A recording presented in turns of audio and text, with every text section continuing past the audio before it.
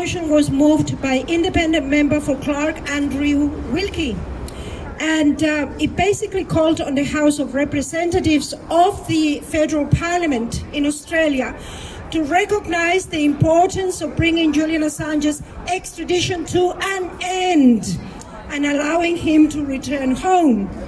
Now, there were a couple of members who voted against the motion. However, it was passed by 2/3 of the House.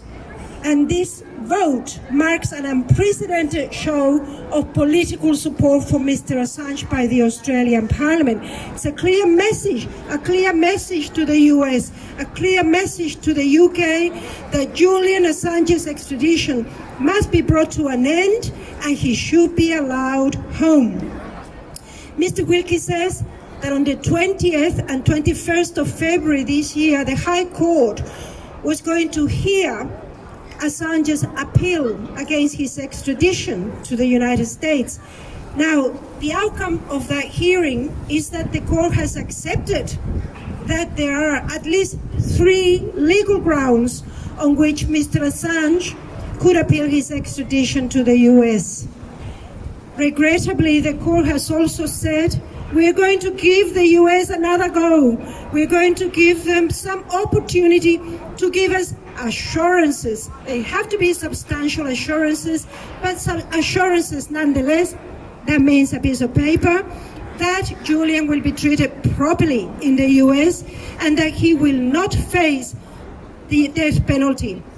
Clearly, because of so many prior precedents, so many prior cases in the US judiciary and courts, it is impossible to give any substantial assurances of that kind that would be worth anything, because people have actually been facing the death penalty when extradited to the US, and they've also not been heard anymore once extradited, which is akin to torture.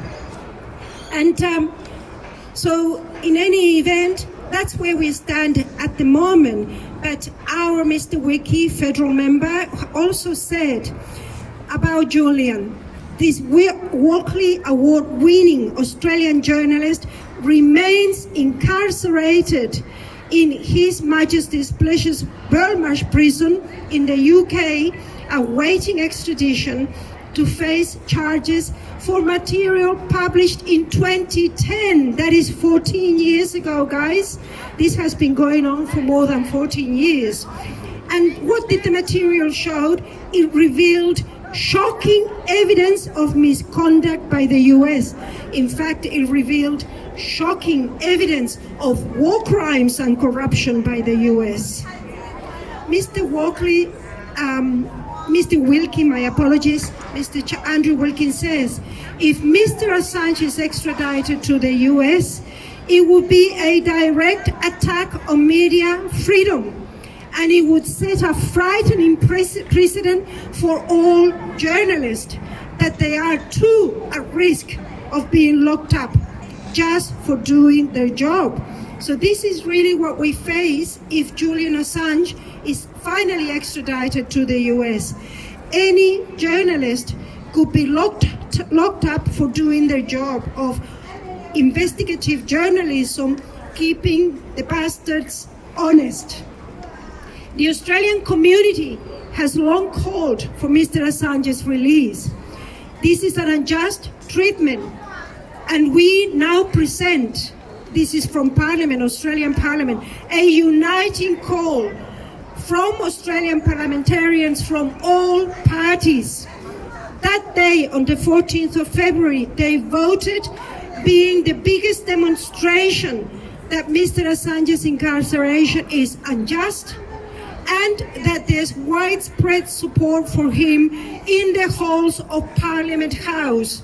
We are not here simply just individuals. We're bringing to you the message from our Parliament that Julian Assange must be freed and that we must protect freedom of speech and freedom of the press. The US, this is our final message, the US must recognize the weight of Australia's political support and they must abandon the extradition proceedings. That's our message to you. That's our message to our representatives. That's our message to Mr. Biden, to President Biden, and also to the Prime Minister in the UK. We remember Julian's abduction today. 5 years ago it took place, and it must never have occurred. Thank you.